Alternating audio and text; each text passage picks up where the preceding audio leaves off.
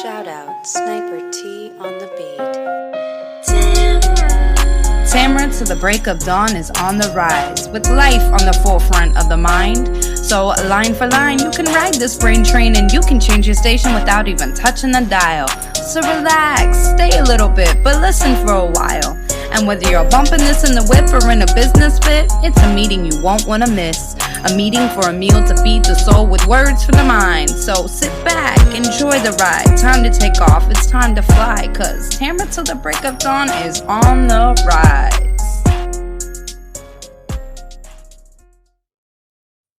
Hey y'all, hey, it's me, Tamara.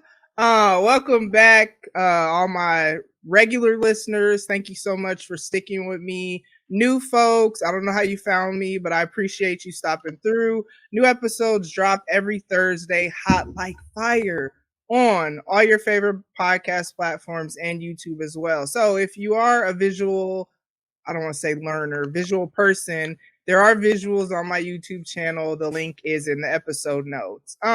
Make sure you're I can't even talk, none of that, but it's okay.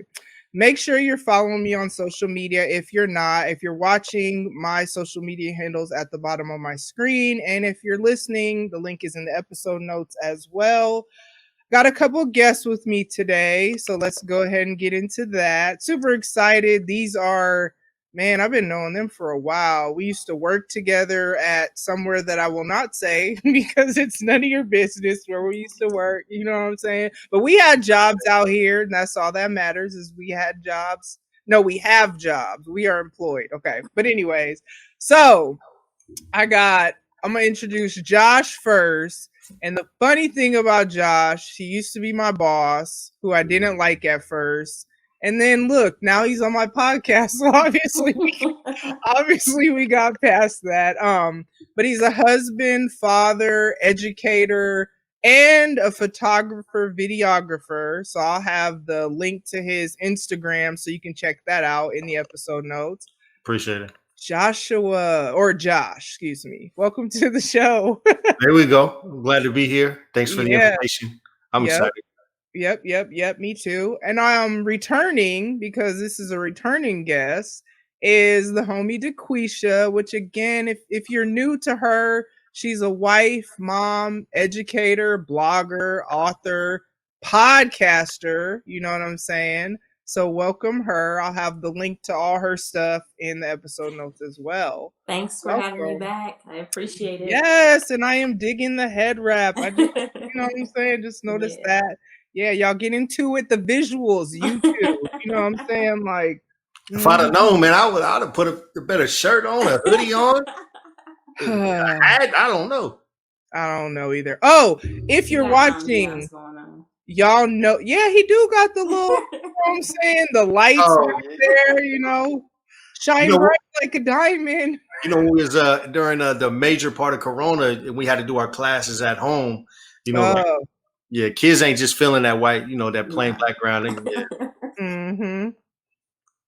Speaking of backgrounds, if you guys have been watching my videos, you notice there is no green screen.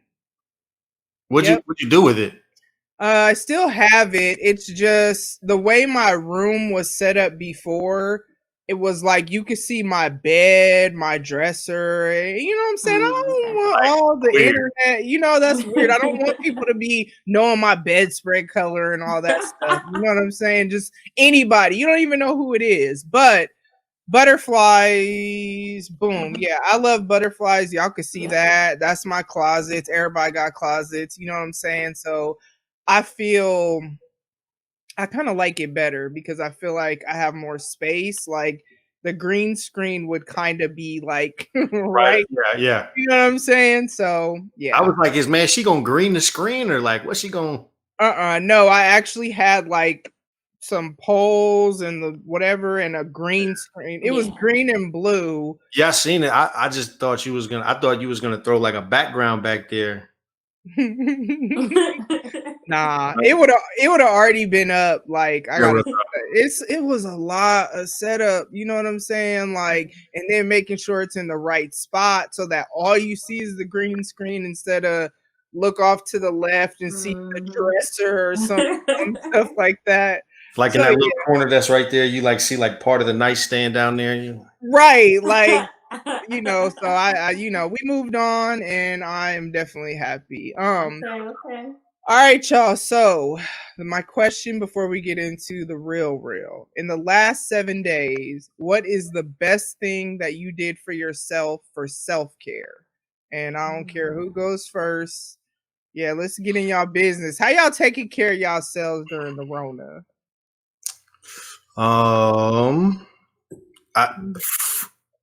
Okay, so it's something that's like I did something good. I feel like it's positive for myself, but I regret it right now. And so the other day, I've been doing a lot of photography and stuff, and the new iPhone came out, and I haven't been anti-iPhone. It's just I haven't had something. Yes, he has. He has been such a hater. Yes, let's get into it. Come on, Josh. Come on. But I always felt like, so I've always just enjoyed like the notes that I've had. I had great cameras and this and the other. And I got a DSLR and I shoot with that. That's my main shooter. But I went and picked up the iPhone and I was excited about the hype of it and stuff. And as I've used it more, the only thing I literally use on there is the camera. Like my note is still my main go-to. It's still the one that's hooked up and the one so anyway, that's what I did. You know what they say, don't go back to something toxic. Don't drink poison just because you thirsty. Like, you got to let that note go. Here you go. Nah. I told him I was clowning because this is years. Literally the whole time I've known him, he's never had an iPhone. And Tyrell, if you ever hear this too, you be hood hopping too. And y'all some hood hoppers. And that's just that on that. DeQuisha, what did you do? This sounds terrible, but I put up our Christmas tree the other day. The other day, which means like 2 days ago. Christmas is in a few days. And that was like, so I really enjoyed it. And we've been moving and then the hustle and bustle. I could slow down and take my time and decorate it the way I wanted to and do it with my son. And I really enjoyed it. That was some good self-care for me. So do you plan on leaving it up longer than January? Of course. Oh yeah. It'll probably be up until February 1st. Yeah, no, facts, because I just put mine up last week, but Thursday or Friday. And normally I put it up closer to Thanksgiving just because I do so much. I want to be able to enjoy it for a while. And Janae kept saying, like, when are we going to put the tree up? I'm like, we going to put it up. And then when I finally put it up, it's the vibe and it's everything. And now I got to enjoy it until, end of January, just to get my efforts worth. You feel me? Like, yep. I'm a December 26th type of cleaner upper. Nah. You are the biggest hater ever. No, I don't know. I like, because the new year's coming right around. And that's really what y'all do? Like, for real? Like, well, no, Erica, she fights me on it. Like, and obviously she wins. Right. Look at the tree like, oh, that's so stupid. That's okay. You could feel like it's stupid as long as it's still up. You know what I'm saying? It was stupid for me to put up a tree and we were moving. So I was like, well, January 31st it is. Yep. That's the compromise. Yep. For me, goodness, you would think I would have an answer to this. Started back working out today after like almost two, and I don't even know what happened and how, because I try not to let too far go by, but definitely, I mean, I struggled because it's been almost 2 weeks. So, I almost died a couple times, but I felt better afterwards. So yeah, I guess we'll say that just because I can't think of anything else that, I did good for myself. All right. So the reason I brought them here, I've gathered them here today, because like we all used to work together, and if you've been listening for a while, you know that youth ministry is just, I've been doing that since 2006 is when I first started doing youth ministry. And then we all used to work together at this after school program in our Community.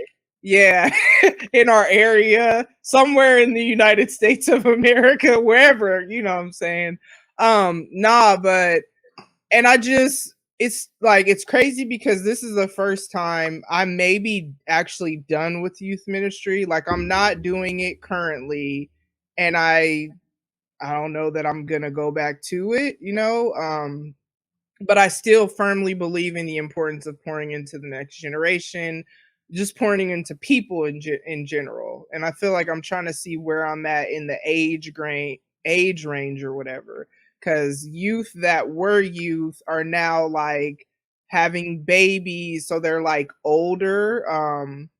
And I'm trying to see if my heart is really still for teenagers or just kind of where I'm at. But anyways, it's a weird time because it's the first time I'm not doing youth ministry. But like I said, it's important to me that the next generation, somebody's pouring into them.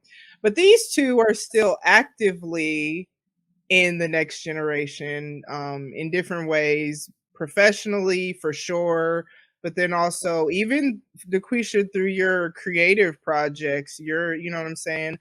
So that's why I brought them here. We're going to kind of talk about the importance of pouring into the next generation, share some stories and all that good stuff. Funny memories are the best ones because kids give you tons of those.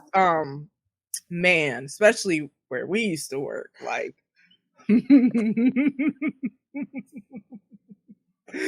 man.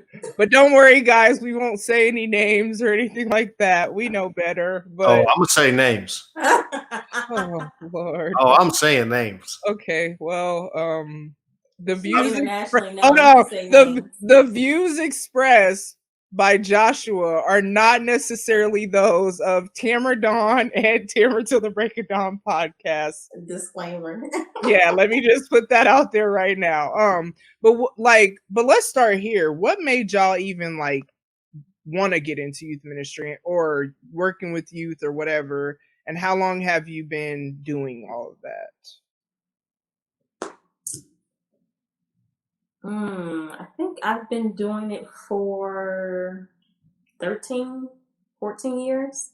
And it started just because I had two really good mentors who, growing up in a single parent home, like those mentors, they kind of like pick up the slack and help you in areas that your parents can't at that time. And so I just had some really bomb mentors who really, helped me pave the way for where I wanted to be educationally and even spiritually.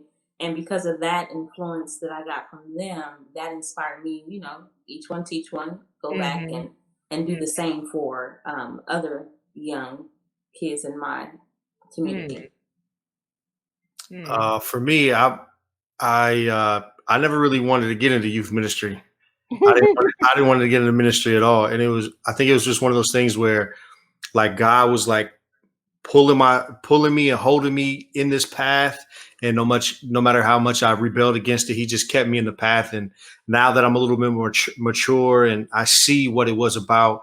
So when I was a kid, I was involved with some youth ministries. I just showed up to play basketball and to eat the food. And those mentors, like I had, I was the type of person where I knew when somebody was lying to me, right? So my aunt was a pimp, so she knew, she was real street savvy. She knew how to move and jive, and she kind of taught me the game to like pick up when people are lying. And I just as a kid, man, there was just so many people lying. So as I got older and I started to like get into youth ministry, the one thing that I said was, I'm just gonna stand on my word with no matter what it is. So I'm not going to lie to a kid. I won't lie to somebody I work with.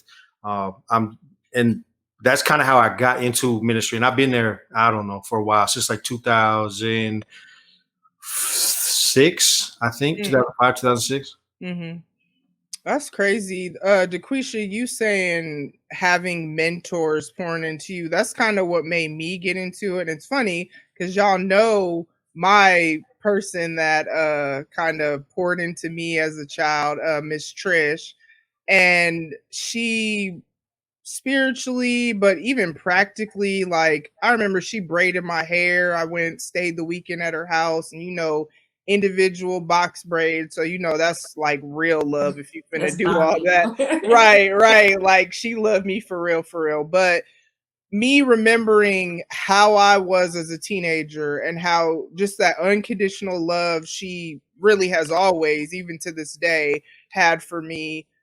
Once I got, I want to say 26. Yeah, it had to be if it was '06. But I think I was actually 25, turning 26 because it was before my birthday. But I just had this moment where I just wanted to pour into, you know what I'm saying, like more intentionally, because even when I was a little bit younger and we lived in this housing development in the inner city.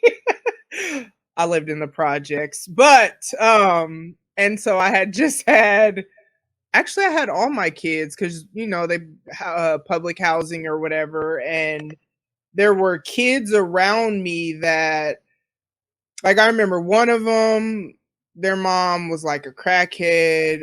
The other one, I don't know, their mom was just, they lived with their grandma, and then just other kids all around. And I would want to like give them snacks, or a couple of little girls, I'd like braid their hair, stuff like that. And this is when I'm 22, 23.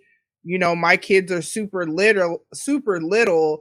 And it just, I don't know, it was just something about that. And then when I got a little bit older, where I just remembered how much Miss Trish, and it's not like I didn't have other youth leaders, when my mom would take me to youth group and stuff like that, but she was the one that just somehow, despite how much I just was disgusted with everybody else, at that point in teenage years, somehow I had a soft spot for her.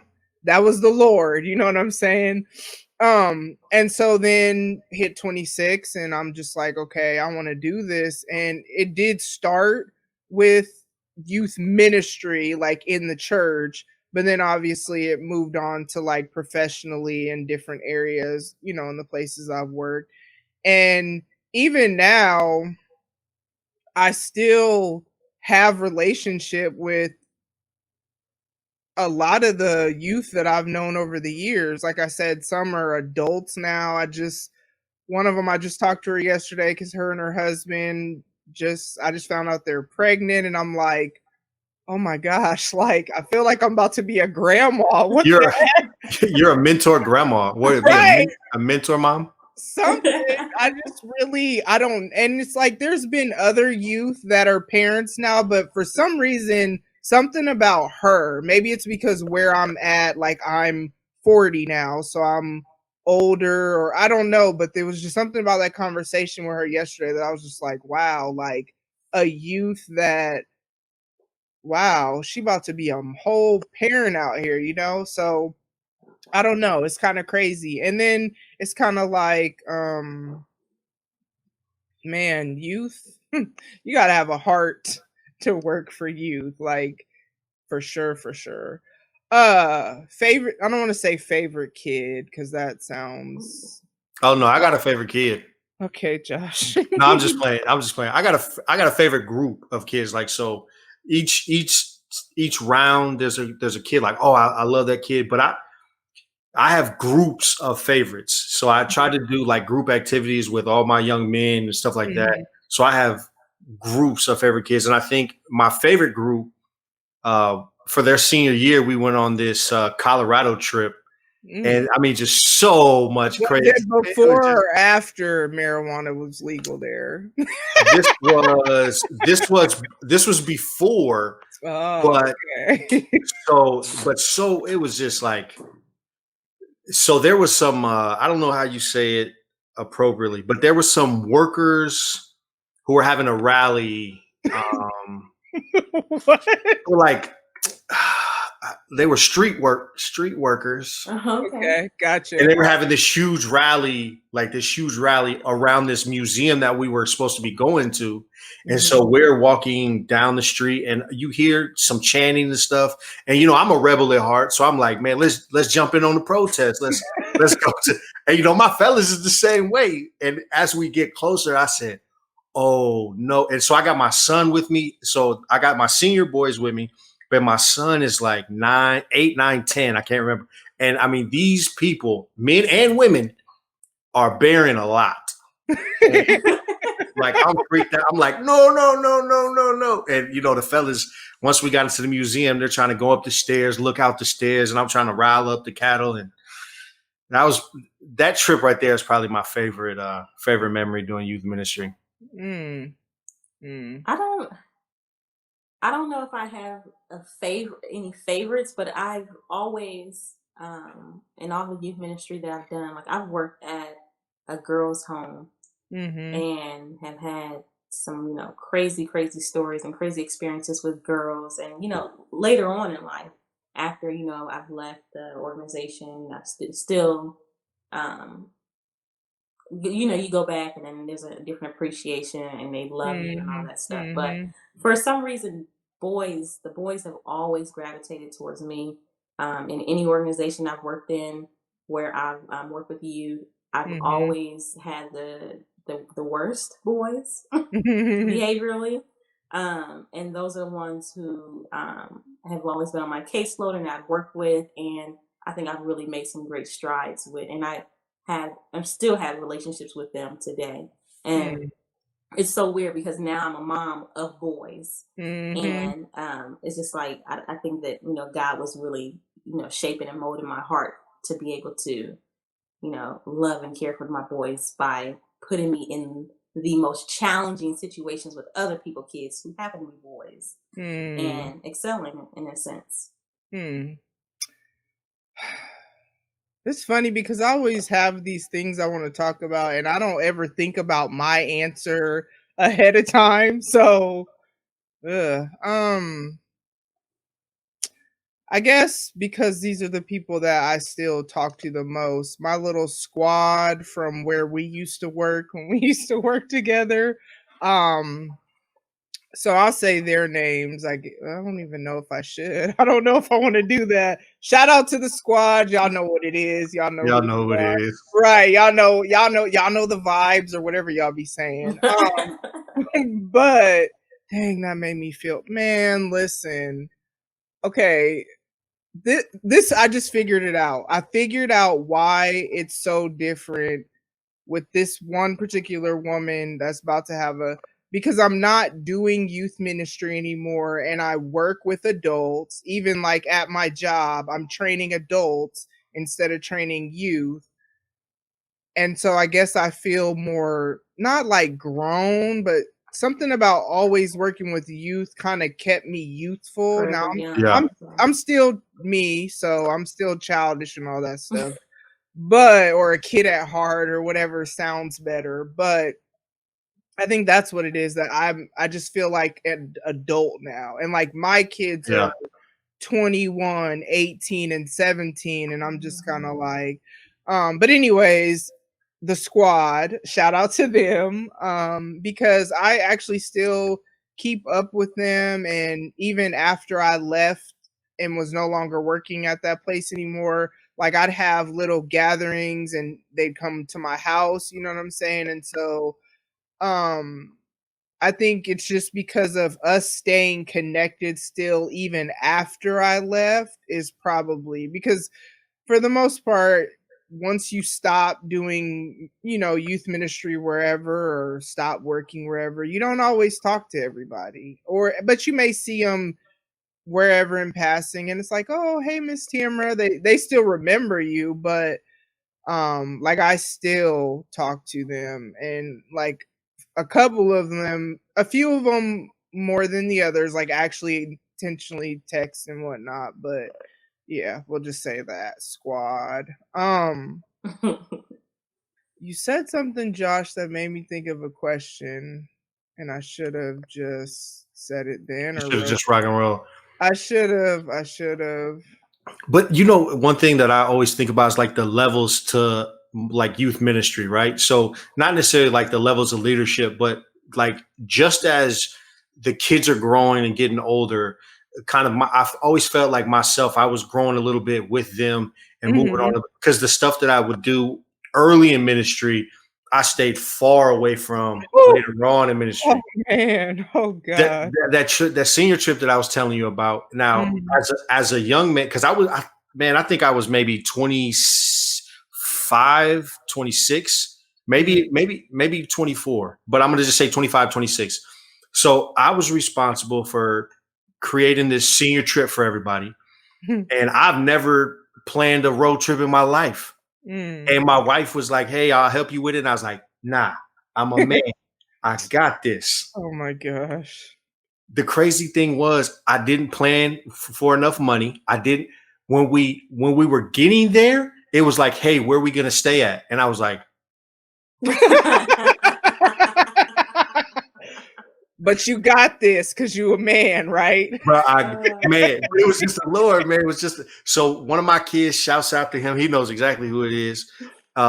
His grandma lived close to where we were gonna stay. Mhm. So he called his grandma, was like, "Hey, grandma, we're in town, blah, blah, blah, blah, blah." She let us have the whole spot.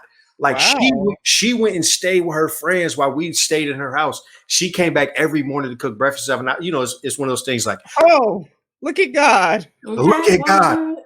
I would never, if I planned a road trip now, I would make sure people double check my stuff. Like, hey, wife, check this out. Hey, uh, like crazy. Man, I remember when I started youth ministry, and this, thank God, by the time I got to where we worked, because the thing about working where we worked, or the youth ministry place where I did youth ministry, the first two or whatever, you got to have thick skin. Like, you can't be moved by when they talk about you, when they whatever. And early on in youth ministry, man, I used to like instead of not trying to flame them when they would come at me, like we would be going at it, you know what I mean? And I remember one time one of the pastors or whatever, he was like, I know you, so I know your heart. He's like, but sometimes the way you talk to the kids, if I didn't know better or if somebody else was to hear that, and it wasn't like disrespectful, like cussing or, nothing crazy like that.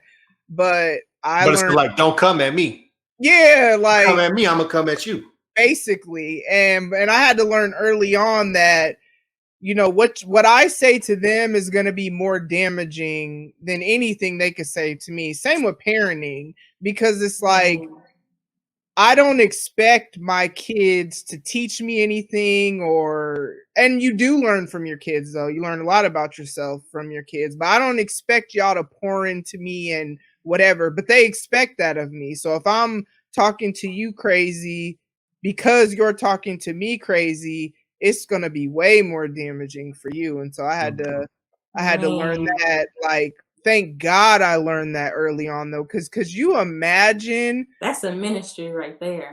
But listen, because my first summer at our former place of employment, and that was before y'all got there, that first summer was wild. And I just remember thinking, like, the structure of HELA versus the lack of structure before you came, because we know you came and, you Oh know, yeah, she real dealed it. work She some real magic up in there, like, and this is not me just saying that because she's here. I would say this, you know, and I just remember thinking, man, I'm glad I work for HELA where there's like consequences and there's, I could take your check away or something, some kind of leverage. Cause Right. man, the youth program was whoo.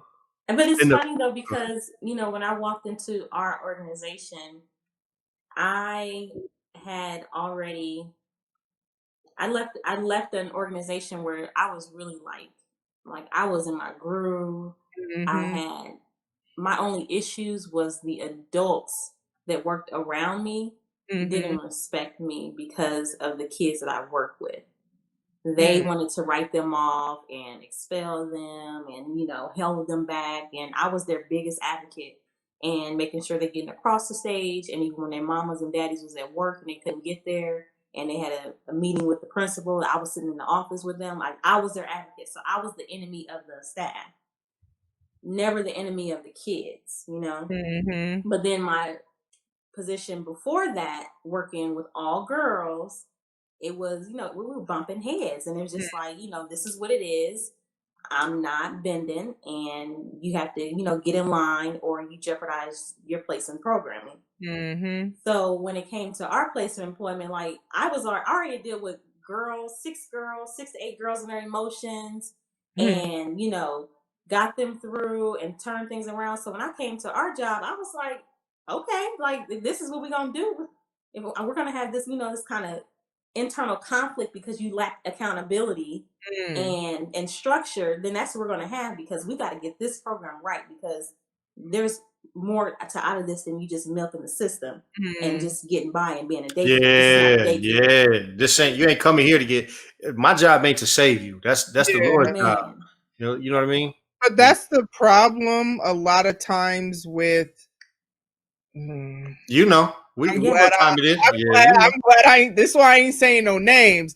But that's the problems a lot of times with places like that and other even ministries that want to go into the inner city, is that a lot of times they have this, oh, well, let me save you, this savior mentality, when the reality is, sure, some people need to be taught this, taught that. I mean, I won't say that the programs are a complete waste of time, but it's not about just giving people stuff. It's about teaching people so that they don't need the stuff. Yeah. That's the communication now. Yeah. All the time, it's like, I want to make sure that you're not in prison or at 6 feet under. That's why we're here. That's why we're teaching you skills. That's why we're holding you accountable, like, and you and your family, for that matter. Like, no, I'm not about coddling you and giving you a handout, girl. Because how you gonna teach them all this stuff wherever, and then they go home and, man? Because I remember, especially because me teaching employability skills, and then let's not even get into the fact that a lot of times the people at our level, let me just say it like that, weren't modeling the things that I was telling my students. This is what you have to do in a place of employment. So let's not it comes from a culture, though. Yeah. It comes from that culture. And unless you like build a team strategically for that culture, then it starts at the top. Like, no matter where you go, it starts at the top. So when me and Quisha came into the organization at the same time, and it's one of those things, like, I look back on in that moment, and I always I know, and Quisha knows in her heart, that not that our role should have switched, but Quisha knows she should have got that position, the position that I was in. But Quisha was way more mature than me. Quisha was way smarter than I was. Quisha was way more mature. I'm gonna tell you like this. This is what I know, though. I know now that I was put in that position to fix my heart, and it had little to do with the organization itself, but I needed to be put somewhere to fix myself, and like it goes back to that culture piece where you can't expect. Let me pause you real quick, though. That's great that God did that for you through that. But see, the issue with that, thank God, you saw it. Oh, that's cool for you on that. But when you think about the fact that somebody could have more education, more experience, and not get that, and same thing with, remember when I circled back and tried for that same whatever and had more education and more experience than the man that actually did get that role. It's kind of, and it's it's interesting because that person is no longer there and is no longer there, not of their own choice, from what I was told or whatever. Yeah. So it's interesting, but it's kind of like it's like I know God and all, everything works together for the good of those who love God and all that stuff. Yeah. But when you think about that just from a practical, professional, etc. standpoint, and even but in that situation, I'm not the gonna go there.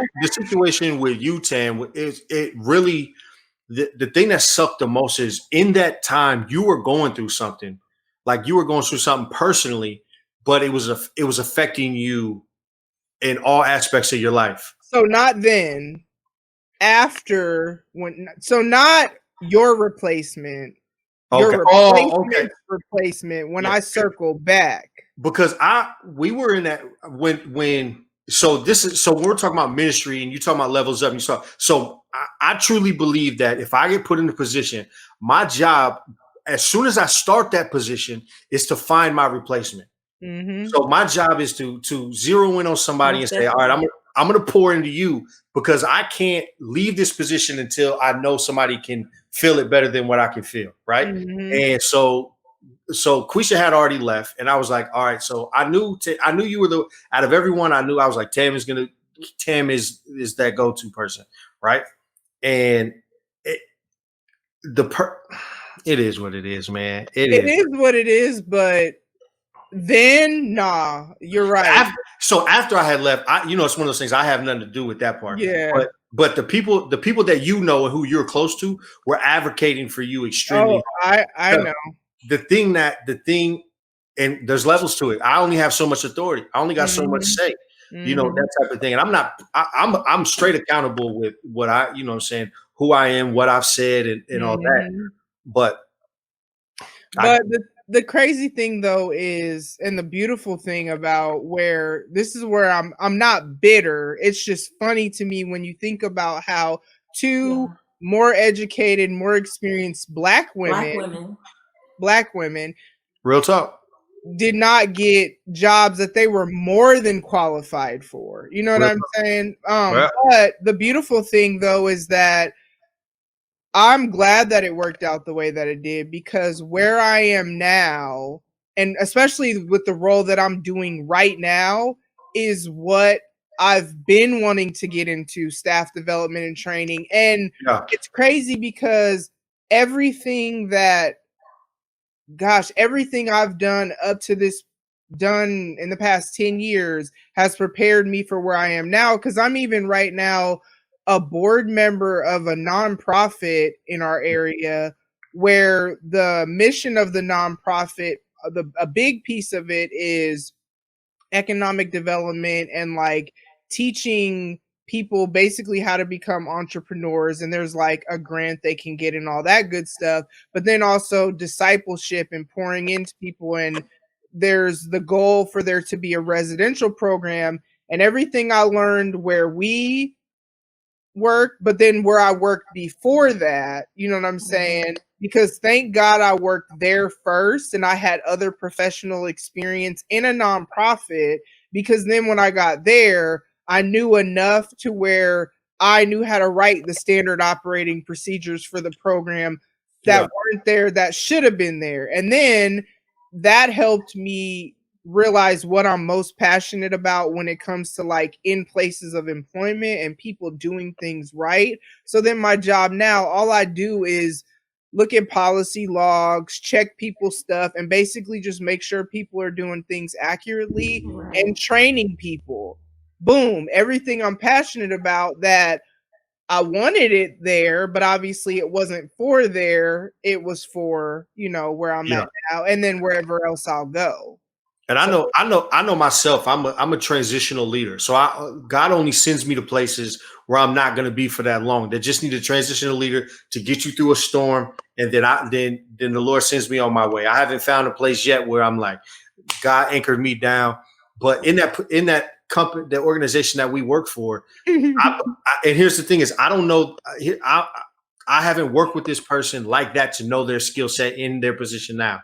But I believe the person that's in the position that I left, I believe he's a long time. He may be there for the rest of his life. Nope.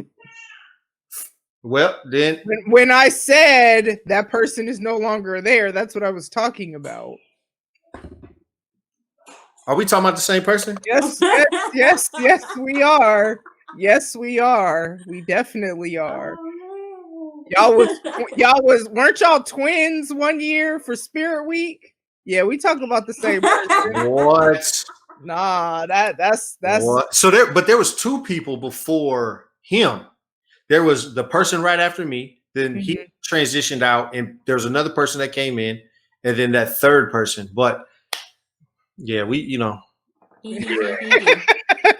I ain't gonna touch that one. And it's so funny because we know what we're talking about. But I know this is what I do know. This is what I know, that because the position I was in before I came to our organization, I had been trying hard, hustling, working, grinding, doing my thing, and I kept getting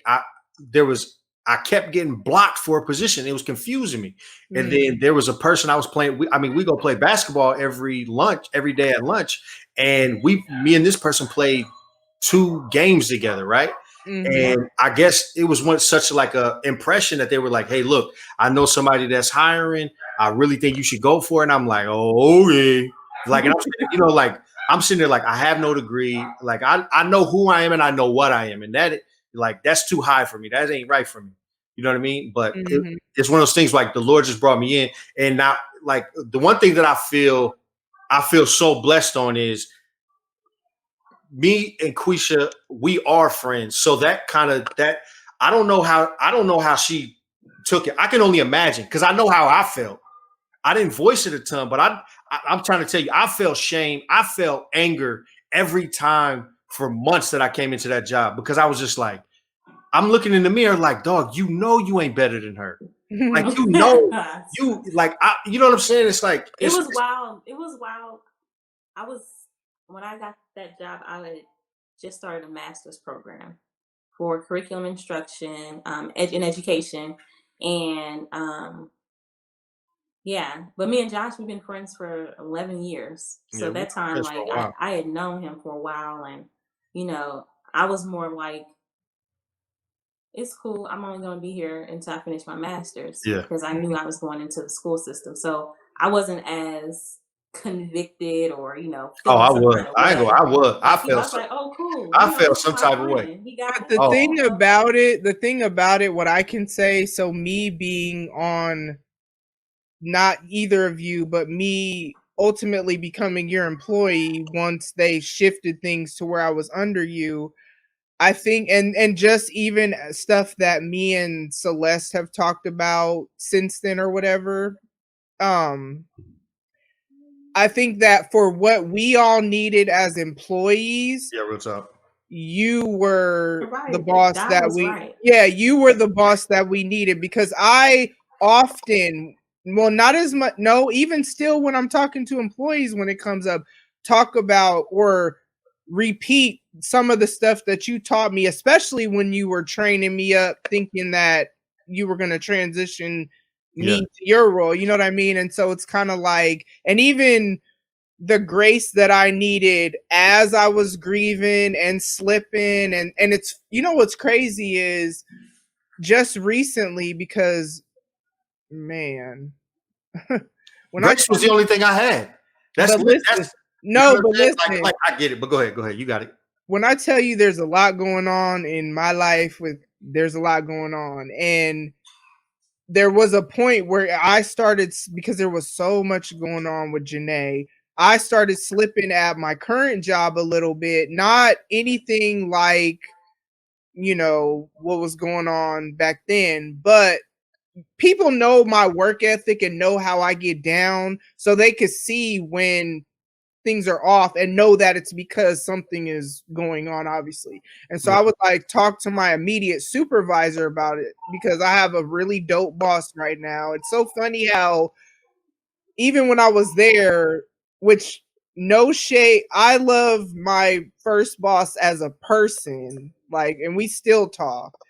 but I just know that you were the boss that I needed for what I needed. You know what I mean?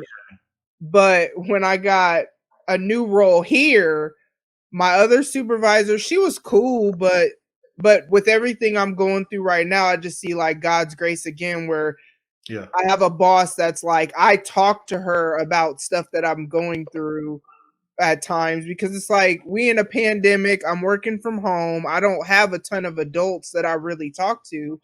But I just remember that not too long ago, I've gotten past whatever, but her boss reached out to me, which he used to be like my other boss's boss. So like I've been working with him basically the whole time I've been at the company, and he just kind of checked, hey, how you doing? And I know it's because you see my work slipping when it was, and you're like, yeah, you're like, okay, her work is slipping, but you're also knowing this is not how she really gets down. So like, let me check in with her because we used to talk, you know what I'm saying? And so, that's the grace that we needed. Yeah. You know, yeah, that's what we needed. And so it worked out that way. You know what I mean? Yeah. I won't say, okay, how do I want to say this? What is a kid or a memory that you have of, but not a positive, meaningful memory? Like, I don't want to say a bad kid because I don't want to say that, but just like the wildest interaction or story you've had dealing in youth ministry or professionally. Ooh, because you be having so these school stories be hilarious. No, Quisha, you got it. Mr. Nas, Man. Mr. Nas. Yeah, I can't. Some of them, because of legal reasons, I can't even. Because if I say it, it's one of those things. If I say it and somehow, give me a couple years, I'll tell. Man, some of these stories crazy for real. All right. But Quisha got it. Go ahead. I think I think my worst one was. It's funny because I have a boy and a girl in my head. Girl, same. Go ahead and tell both them stories. I think about both of them, and they both were in their stature. They were bigger than me in the sense of taller, bulkier, fat, however you want to, characterize them on the thick and whatever. And you already said fat. Right. Don't try to make it sound better now. They were fatter than me. Yeah, than me.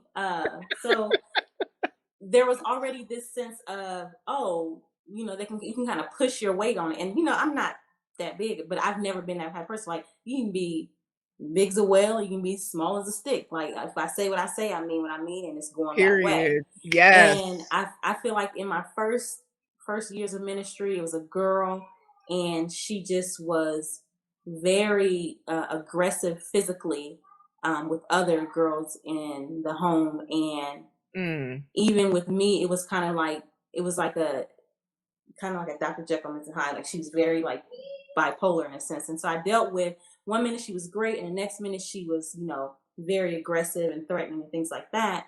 And so I had to really focus on the times when she was great and really foster and really work on that relationship, so that when she did explode and I was all kind of bees and making threats and all these kind of things that she would do towards me when she got upset, it just rolled off my back, And so, and reminding myself, that, this is her situation, this is what she's going through. But then when I got to where we were, when we were together, and it wasn't just one, it was a group. It was a group. And it was very, and like I told you guys earlier, like I've always kind of had the boys that gravitate towards me, and I find myself mentoring them and really having great relationships with them. But I had a group when I first started there, and I think we had some bad blood boiling for probably a year. And it had a lot to do with just the lack of accountability from the person who position I took on. It had a lot to do with like expectations, like what they expected of you. What they expected of me, and realizing that I was not that person.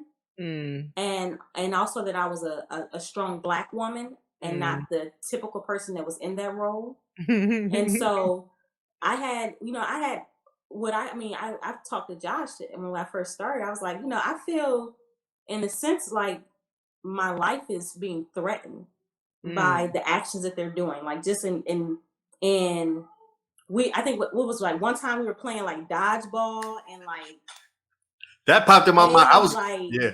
Oh, they was like gunning for you. Clear attack to point. Like my husband was like, "Listen, look, yeah, that was like that was crazy." And like him and Josh, like they cool, and it's like we can handle this on a whole different level. And me trying to be professional, but also realizing that okay, I need y'all to understand that this is my job, but this is my neighborhood. Okay, so don't play with me. Let them know, girl. Let them know. Yeah, but you wasn't coming at them disrespectfully at all. You weren't like, this is my program. You wasn't doing none of that stuff. So that dodgeball game, that's failed them. Yeah. And when I came in to offer them the structure and the sense of responsibility that they need to survive outside of this bubble that's been protecting them all these years, they felt threatened. And so it could be like one of those things like, what am I like? Oh, I got to do this for myself now, like self accountability type of thing. I think, sometimes that can really scare people. Well, it's almost like if people aren't properly just even raised to be prepared for adulthood. And then when you have those parents who don't do that, and then it's 18, it's now you're an adult. And what does that mean? You was just having you're dead. You know what I'm saying? But what does that mean to the kid? You know what I mean? Like last week I had to ask permission to go to the bathroom in school. Now you expect me, I'm just grown, and you haven't prepared me for it. Right. And I was never about that. I was never about that. Like, transparency. My brother, he spent almost 12 years in prison. And it's because of systems like this, organizations like this organization that failed him. And I refuse to allow any kid that I work with to fall through the cracks because I didn't do my job. I didn't hold them accountable. I didn't give them the skills. I didn't challenge them to be independent and self-sufficient outside of the rainbows and butterflies they lived in after school. Man, two kids that come to mind for me, I'm gonna say, so one of them, it wasn't at this organization. It's when I went to go do gang intervention, and I was hired to be a female gang intervention specialist so that I could work with the females whose law troubles, they're on probation, juvenile probation, and it's related to gangs. But there weren't a ton of females that had that same scenario. So I remember my boss coming to me and being like, "Are you comfortable working with males?" And I'm like, "Well, yeah, I've been doing, and I've worked with kids at where we worked or whatever." And so the thing about it though is, okay, so when I was doing a gang intervention, I'm either meeting with you at your house, or I'm picking you up and taking you to meet with you somewhere, and or if you need to go here, there, everywhere, like our sessions or meetings or whatever, it wasn't always just me sitting. It's usually us working towards something, and I'm, kind of like mentoring you in that. And I remember, one kid, I was calling to reschedule. I mean, I was texting to reschedule because I had to go to a funeral the next day. And so I'm like, okay, can I have a funeral? I don't even know if I said I had a funeral. I might have said that, so he'd know. I got a funeral tomorrow. Can we meet Tuesday? And I remember he was like, okay, I'll see you Tuesday, cutie, or something like that. And right, the same face you just had. I was like, what the hell?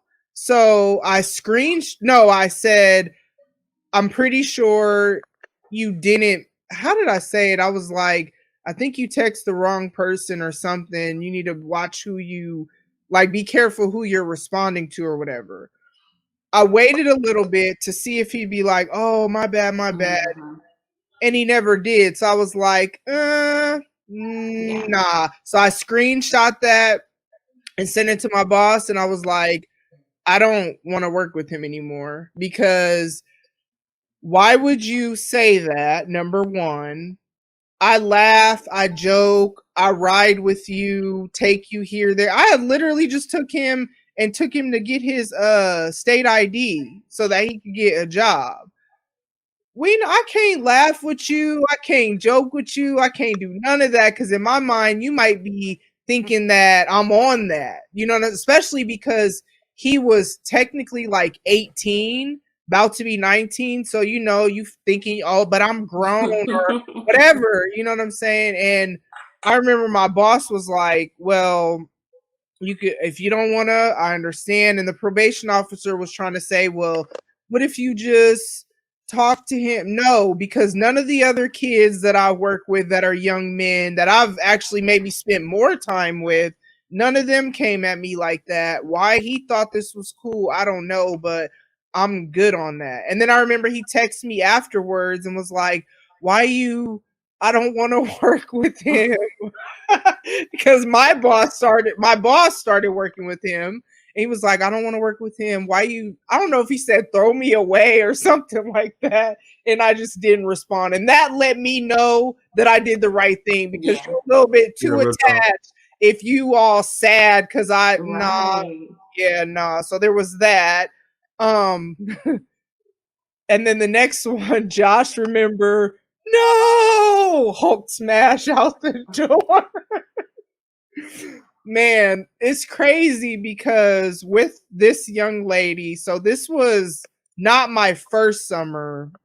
This was my second summer there. So this was my first summer being the coordinator or whatever, even though I got robbed on that. But that's beside the point. You know what I'm saying? It ain't director no more, but it's cool. And she had behavior issues and, probably mental health issues too.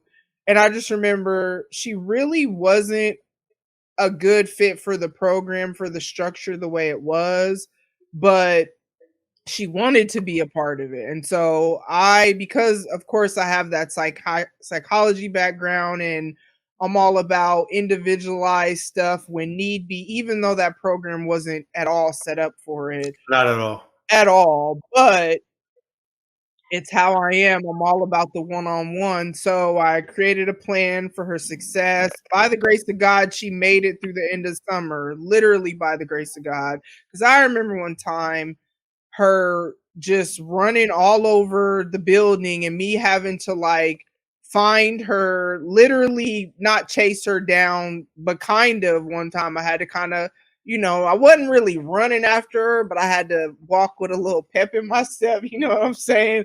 Little slight jog or whatever. And I remember her telling me something like, you're not a good person. And I was like, wow, no one's ever told me that I was trying to help. And she's like, well, now I'm the first or something like that. And I was like, oh, I mean, you're entitled to that opinion. That's what's up. But it's crazy because the fact that I stuck with her though and just kept working with her, as long as she would at least try, I would work with her. And then sometimes she would get sent home and miss pay and all that stuff because you're not doing what you're supposed to do. Next day, it's a new day. And by the end of that, we had built this relationship where when she was like on probation or something. When she got off probation and had court, she like invited me to court. Years later, when she graduated, she invited me to her graduation party.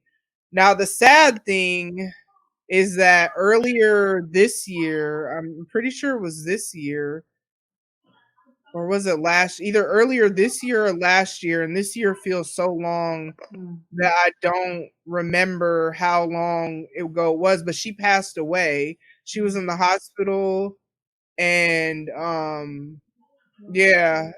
she passed away. So that was it COVID or?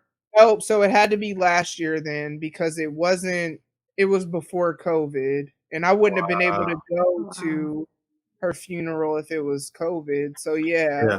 Sad. Hey. Yeah. So yeah. That's why I told her story last, because there's definitely an impact. Like, there are worse students, that we've dealt with and we have relationships with, but there's definitely an impact that's there. Like, I remember going back and visiting, and it's just like, oh, Dequisha, this, and it's just like nothing that first year ever happened. Right. But that's the ministry. You blood, sweat, and tears sometimes with these kids. Literally. But it may take them a long time, but they see the good that you bring in their life, and they value that. They may have the worst ways of showing it in the beginning, but it does come back full circle. Yeah. I know when I was like, so doing youth ministry and then also being a supervisor, you get that both, where you have somebody who you're supervising who does everything that they should be doing. Sometimes it works out, sometimes it doesn't work out. And then you have those employees, like you kind of mentioned her name a little bit earlier ago, but like in my life, she is probably the most challenging employee that I've ever worked with. And I mean, it was a struggle from the very beginning. But I was like, it was like people would come from, the other offices or the higher people, and they'd be like, hey, Josh, this, and this, go do something about it. And, at the time, like, I'm comfortable with what I'm doing, but I don't really know everything I should be doing. So I'm like, hey. And it's not like you were really equipped either in that. Real talk, but training.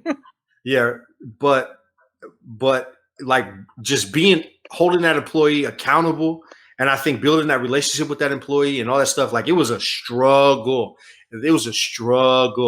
But I think once we got to a point where that employee knew, like, unless you do something egregious, I'm not going to fire you. However, like you're going to handle your business and you're going to start, like, you're going to do it. And that employee, it was like one of those things where, yes, she's going to have an opinion. Yes, she's going to, but I didn't really have to supervise her anymore, because she was rocking and rolling. Just, a lot of people, the people who I was supervising. So they kind of, yes, but so you two, and then a couple other people. So Quisha was a lot more mature than I was, and she was well equipped to take my position, right? So there were some things that I had to kind of kick her way, but nothing too much, because she had a lot of the stuff that she needed. But I literally kicked everybody what they needed to take my position. And I was like, who wants it? Who's going to take it? And some people would get it, but it was like, my bad. Let me bring it back. ADD moments where that employee who was the most challenging, I feel like is one of the most, like, that is a person I can hang my hat on, that I feel was nearly the most rewarding to work with. Because every time I'm dealing with a challenging student or a challenging parent or challenging this, I always go back and I look and I say, what worked with this person? What didn't work with this person? And that's the, yeah. But it's crazy how that's usually like, because obviously for the three of us, this might not be the same for my listeners, but for the three of us, we all have our faith, we have our relationship with God. So we believe that God equips us, or, God is sovereign and control and all these good things.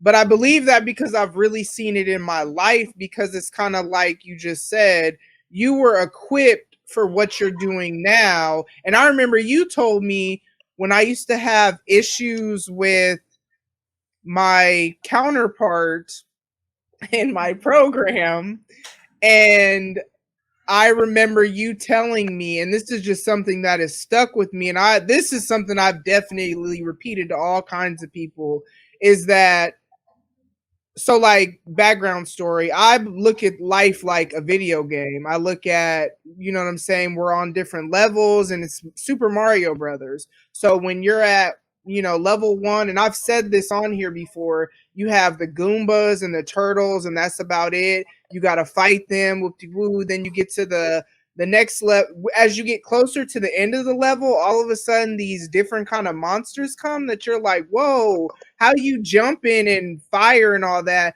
And then you beat Bowser on that level, and you know how to beat the jumping and all the extra stuff that was new towards the end. So then when you get to the next level, that's like a normal part of the level, but you know how to navigate it. And I remember you telling me that and it was so true that at the level that I was going to, I would have to have already mastered how to handle that. Like that couldn't be something that trips me up. You know what I mean? It needed to be something that was like, oh, I know how to handle this. And that's literally how I'm seeing it now, even more so how the Lord works. And sometimes it may take you a decade of going through all this training that you don't even realize you're training for anything. You're just living life and doing whatever. But when I look at where I'm at right now, where the platform that I have, that it's new to my listeners and my viewers on YouTube, some of the stuff that have been quote unquote added to the show. But those of y'all who know me know this is what I've been doing, like Petty Tam Tam. I be looking through Facebook memories and seeing my petty statuses where I be like, hashtag Petty Tam Tam approve. I saw one the other day. Writing, I'm a new blogger to my listeners and whoever, but those that know me know that was my first love. You know what I'm saying? Yeah. So it's like everything I'm doing now, I was prepared for such a time as this. And even when I got to the organization that we worked at, I remember my boss, whatever, her telling me that I was there for such a time as this, and saying that the things that I had experience with, so basically being trained for, is part of the reason why I got that job, because I was already prepared. And so that's the cool thing. But that's why I'm a firm believer in like pouring into the next generation, because at the end of the day, like, let's talk about Miss Trish, and I've, we still talk because her and my mom are friends. So that's how I even like ever met her. So I'll see her sometimes when she comes into town, when her children are willing to share, because they're stingy, and it's okay. I get it. I would be stingy too if I was them. But I told her, like, it's crazy because she's just one person, right? One person that genuinely, authentically loved me and showed me the importance of pouring into the next generation, even when they're unlovable. You know what I'm saying? And even when okay, let me throw this disclaimer. Nobody's unlovable. Hard to love. That sounds better. Even when they're hard to love, because I know how I was as a teenager. Like I said, there were other youth ministry people and I had to go back and apologize to them when I became an adult, because I was terrible. I was like, I don't need you. I got a mom and I got Miss Trish. You know what I'm saying? I was that person. So, but look at how her investment in me has reached generations beyond what she did with me, because she is the reason, even though currently right now I'm not doing youth ministry, but I'm still pouring into people. You know what I'm saying? It's all ministry. There's just levels. You got the adult ministry, you got youth ministry. You guys got ministry. Yep. And this podcast is really my ministry right now. This podcast, my blog, because even though, I'm sipping on that Tam special, in case y'all was wondering, because I ain't mentioned it yet. You know what I'm saying? Make sure y'all call y'all coffee and liquor Tam special. Said it before. Thank you. But anyways, even though I'm doing that and whatever else I do, laughing, joking, ha ha ha, the purpose of this podcast is how I'm growing and me sharing that with y'all and encouraging y'all. So I'm transparent, not for the sake of just telling my business. I'm transparent for the sake of there's somebody out there listening, and I know it to be true because people DM me that they might have thought they were the only one feeling a certain kind of way or going through whatever they're going through, and then they hear me talk about it, and it makes them feel not alone. That's why I do what I do. You know what I'm Yeah. saying? But I look at Miss Trish, like I was saying, and her investment, man, because I've literally dealt with hundreds, maybe even thousands, probably is more realistic, thousands of kids, because the churches that I've gone to, the youth ministries have been like kind of big. And even all the kids that came through the program that we worked at, because it wasn't always the same kids every summer, and it wasn't always the same kids every school year. You know what I'm saying? And so God prepares us for, you know, where we're at now and then where we're going. I think one thing that you've grown in, since I've met you is like you've been one of those people who are like, I'm gonna keep it real, I'm gonna be honest, like I'm transparent, right?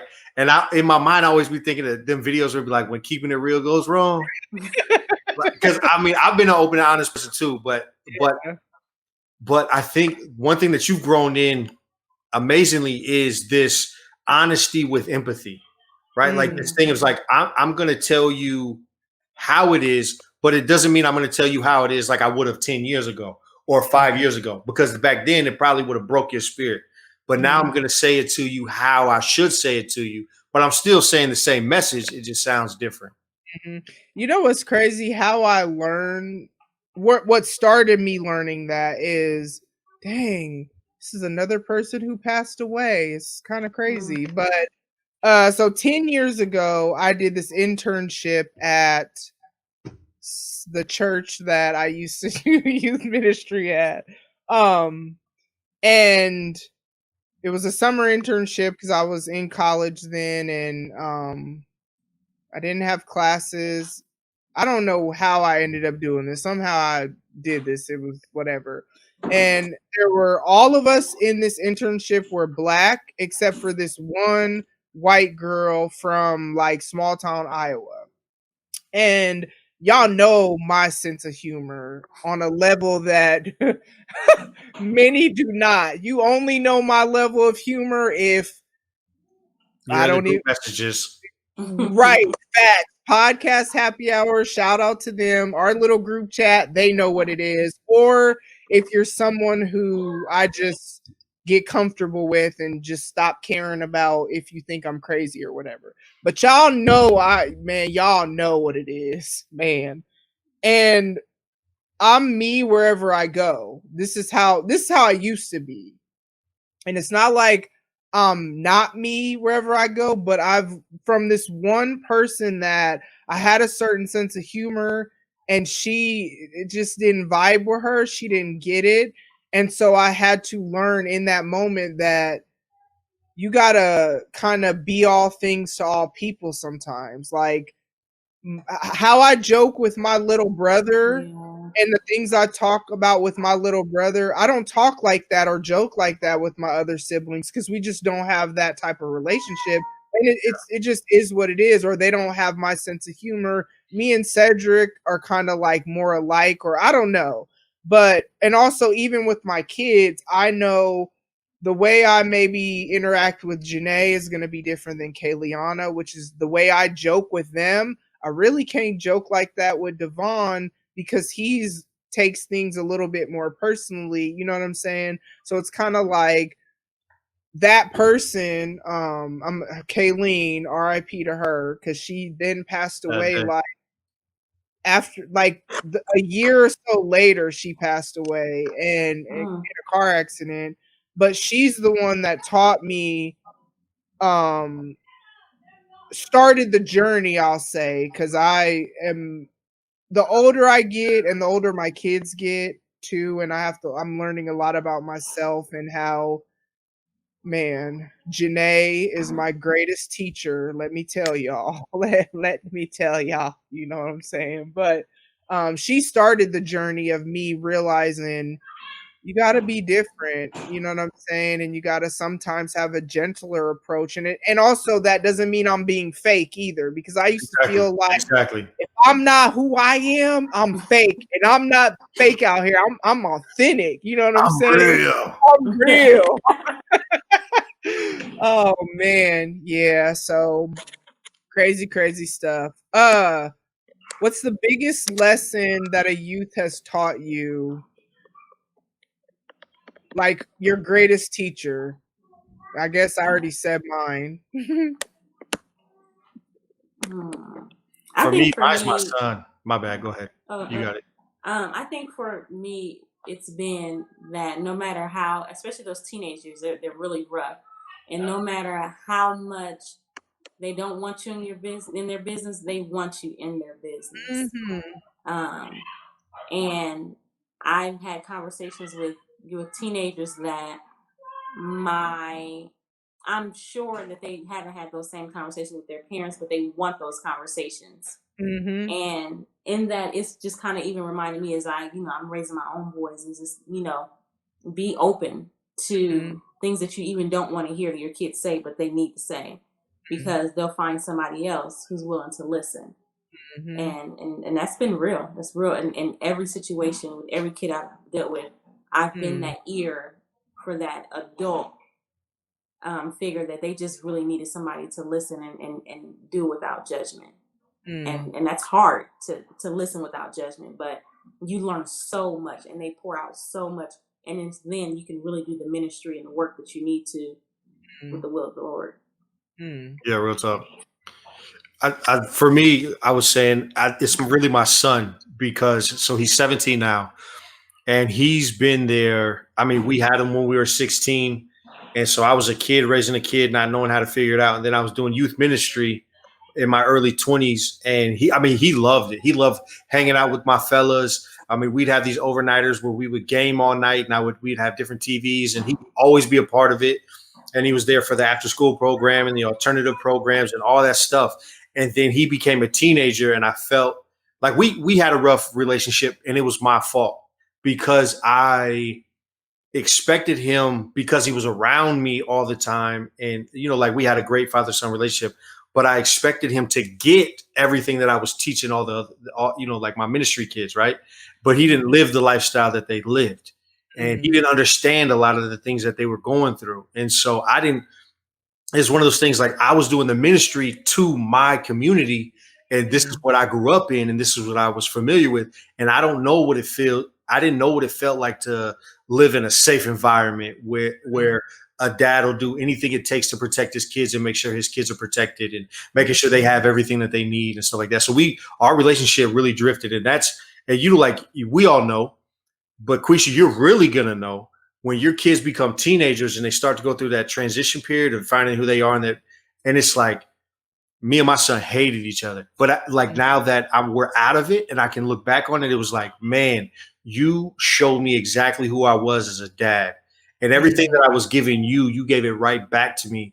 And so now this is kind of like where, yes, I'm a middle school teacher and I love what I do and I put everything I have. But the moment that bell rings, I'm no longer a teacher. I'm a dad and a husband.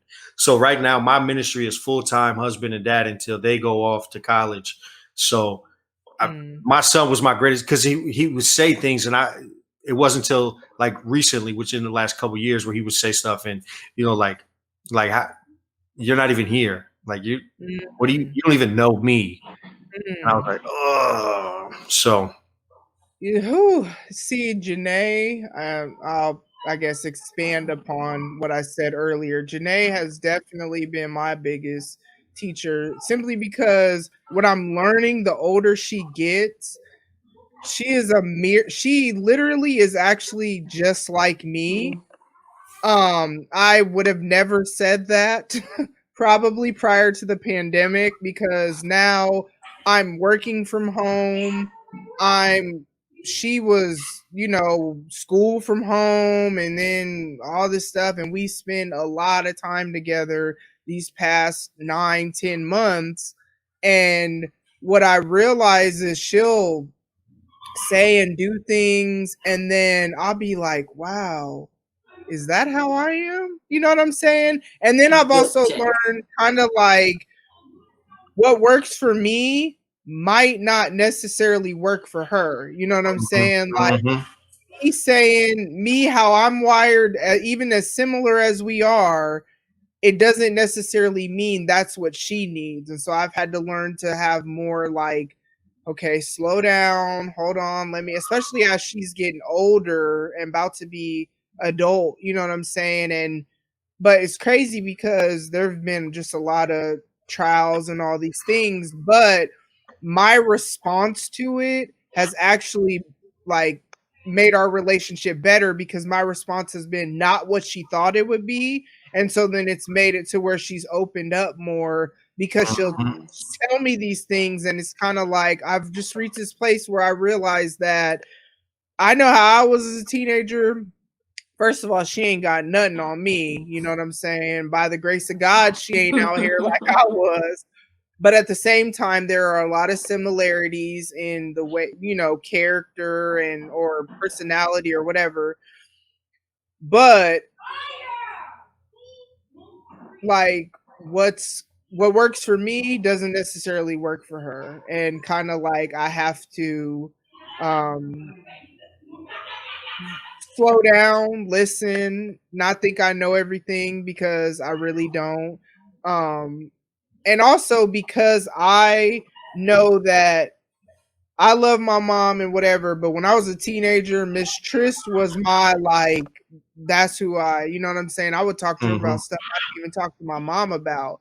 And I've had to learn to be okay with that with Janae because she has adults that she has relationships with and I know them all, but still it's kind of like how are you gonna have a second mom? But I got a second mom. You know what I'm saying? Yeah, real talk. Like I got someone I call my second mom. So how can I trip off that? And so she's just like, I'm not gonna say my other two kids haven't shaped me because they've shaped me in different ways, but she is the one that deeper, the roots, you know what I'm saying? Like, and I'm at the point in life and maturity and whatever emotional capacity to actually tap into that and deal with that. So it's just crazy how because of the way her birthday fell, because her birthday is Halloween, so it's after the cutoff date. I have a whole another year and a half with her. And we were just talking about that where I was like, all right, we got a year and a half until you graduate. These are the things I'm going to be working with you on that I'm seeing because I don't want you to build these. Yeah. You know what I'm saying? It's kind of good that I do have that extra year and a half because I feel like now, especially when we had to factor in grieving and all that stuff, it's kind of like now we're finally, it's like, we always had a close relationship and then their dad died and we didn't. And I didn't understand that because I'm like, I'm still here. Like, why are you whatever? But what I learned is that she was trying to push me away because we were so close. Because she's like, I don't want to lose you. Yeah. Like that was too much. And so now we've had this time where it's kind of like the pandemic was a blessing because I'm still working from home. Yeah. So I'm still pretty much always home. When they come home from school or when Kayliana comes home from work, they will come and just sit on this bench that y'all see back there and just sit there. Now they can't do it now because they can't see. Right, yeah, that bench. Yeah, right there. They can't do it now because now my computer they would see. Before when it was set up a different way, they couldn't see anything. But still, we talk a lot more and you know, so she's just been she keeps my prayer life active, absolutely. Real talk. like for real. But at the same time, I wouldn't be the woman I am right now if it wasn't for her. And if it wasn't for the trials that we've gone through as she's trying to figure out her life and stuff. Because like you said, at the end of the day, ministry is cool. This podcast is cool. Obviously, I love it. It's a great outlet for me. But if it meant I was putting this over them. And there was a point when I was kind of where they had to tell me like, all you do is this, all you do is that. And it's not that all I do is this and that. It's just I was doing this, but I wasn't being as intentional with them as I needed to be. So it's kind of like you got to do both, because at the end of the day, if y'all, and by y'all I mean listeners, which I got nothing but love for y'all. You know what I'm saying? I appreciate y'all, but at the end of the day, I'm just a podcaster to y'all. And there's a million other podcasts. There's a whole nother podcaster right on here with me. It's all these podcasters out here. But they literally only have me, the girls. You know what I mean? Like me and Kayliana were talking last night. I don't even remember what made me say that, but something about like if I died or something, who would you? Oh, because the young lady that I was saying that she's pregnant, and like for whatever weird reason I feel like I'm about to be a grandma, and I told her that, but both her parents have passed away. So we were talking about like she's about to have her first child, and like her parents won't be there. And so then I asked her like, who would you talk to if, and she was like, nobody. And I'm like, but now once I tell her you're back. Right. I was gonna say, tell her about the what is it, the Chocolate Mommy podcast? Yeah, the Hershey Mommy. Hershey, that's what it is. That's what it is. Something. Mommy Chronicles. You know what I'm saying? Get it right. Get it right. It's a good one though. It's a good one. It is. So that was you gotta go listen to Comparing is the Thief of Joy. That's the one that I was like, I listen to all of them. Good looking, Josh. Yeah, man. For real. That's a great segue though, because I don't have anything else on my agenda for things I wanted to touch on. Definitely appreciate y'all taking the time to pour into my listeners and all that good stuff. DeQuisha, why don't we start with you, Miss Author, Podcaster, Blogger. Tell the people where they can find you, she got like 5-10 books out, you know what I'm saying? No. Where can we find the book? Amazon. Right, where can we find the books? What are they called? All that good stuff. So yes, I am a new author. I spent 2020 just doing what I've always loved to do, and that's write. I got a degree in writing. And becoming a stay-at-home mom has allowed me to really focus more on that. So I have 2 children's books that have been released recently in these last 2 months. One is Brush Your Teeth, Brain and Song for Healthy Teeth. And the other one is The Scary Dinosaur and the Stinky Skunk, a fable on accepting differences and making new friends, which I co-wrote with my son. And those both are available on Amazon right now. My whole brand is about making learning fun and educational in the most creative and innovative ways for parents and children and of the like. So I am teaching social skills, fundamental skills and things like that in my writing.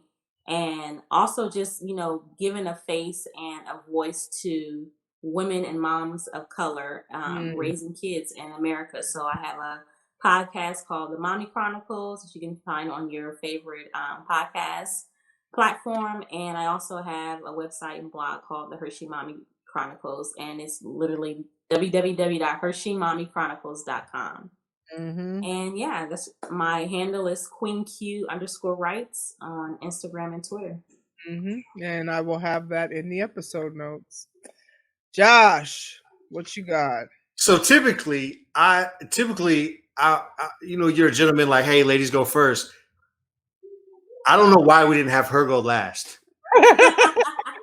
Stop. I'm literally doing nothing. That's not true. And we were already talking about her, so it was like the segue would have been more awkward if I'd have been like, okay, Josh, what you doing? I'm talking about Quisha. That would have been I don't know. What am I doing? I'm not. What am I? You're Videography. an educator. got a YouTube channel or something. Yeah, something. So I've recently got into photography and videography because it goes back to my youth ministry days. I always felt like I couldn't tell my story the way I wanted to tell my story. I always felt, and this is not a pessimistic statement, but this is true, where I felt like people used my story to their benefit. So I kind of use my videography as far as I use it in car segues, and I'm starting to drift off and do more documentary stuff. But it's really like, I want to tell your story how you want to tell your story. I'm not giving you ideas. I'll walk you through the process, but you can go check out my YouTube channel. It's shot by Naziaka. I started doing family photos, and I do some automotive photography because I really enjoy cars. Cars kind of, like people have a lot of different things that save their lives and stuff, but kind of cars really gave me a creative outlet where I could customize the interior, customize the exterior, the engine bay, this, that, and the other. And so I really, there are a group of people who like put their heart and soul and their lives into their cars. And I kind of just want to shed and share light on it.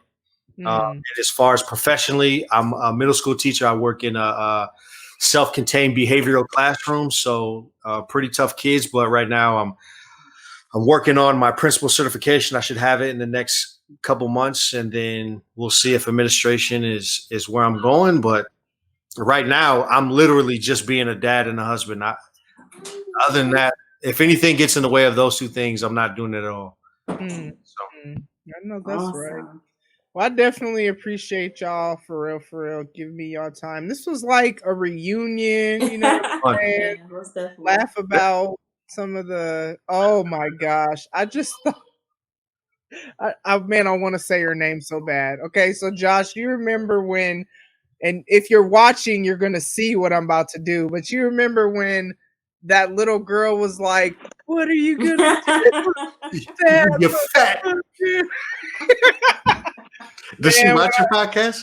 I don't know. I'm just saying my viewers see, because what's crazy is I work with kids that's worse than her, and they all say crazy stuff like that. Like if I didn't have thick skin, oh my God, I would quit my job a long time ago. I'm trying to tell you. I thought that's one of my favorite. Yeah. Me and Kayliana and Janae were talking about that recently. And I went back to visit. And she was back, and I'm like, "Are you being good?" She's like, "Yeah, okay. Yeah, I'm good." Right. Right.